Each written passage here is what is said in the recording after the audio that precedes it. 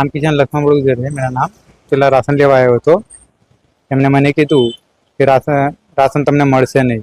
મેં તો કેમ નહીં મળશે? મેં તો જૂન મહિનામાં તો હજુ 2 દિવસ બાકી છે. તો એમને મને એમ કીધું કે 2 દિવસનું રાશન એક સાથે મળે છે, તો કે અત્યારે તમે ભૂલી જાઓ. મેં કીધું ભૂલી જાઓ નહીં, અમારે 2 દિવસ બાકી છે. મેં કીધું અમારું રાશન આપી દો. અને અત્યારે બીજાને આપતા હતા, મને નહીં આપતા હતા, એટલે બ્લેકનું રાશન આપતા હતા હાલમાં. એટલે કાળવાનું ના પાડી દીધી રાશન આપવા માટે, બ્લેકનું વેચતા હતા. અને સેમ આવી ઘટના 6 મહિના પહેલા થયેલી. મેં એમનો વિડીયો ઉતારેલો, તો એમને 4-5 છોકરા બોલાવીને મને ધમકી આપી, તો આ વિડીયો ડિલીટ કર, તો તને જાનથી મારી નાખીશ. પછી અમે એમનું જૂન મહિનો ફરીથી કીધું, ભાઈ મેં કીધું તમે આ જૂન મહિનો મારું રાશન આપી દો.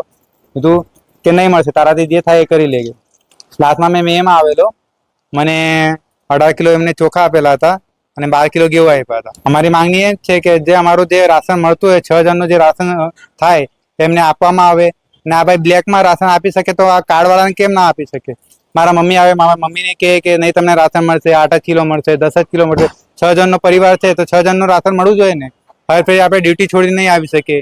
આમનું રાશન 12 વાગ્યા સુધી 11 વાગ્યા સુધી ચાલુ હોય. અને અમે 2 દિવસ પહેલા આવ્યા કે સર્વર ડાઉન છે એવું કહેવામાં આવ્યું. બ્લેકમાં રાશન તો આપતા હતા. દુકાનદારનું નામ રમેશભાઈ છે, અને હાલમાં રમેશભાઈ નહીં વેચતા, એમનો છોકરો વેચે છે દુકાન ઉપર.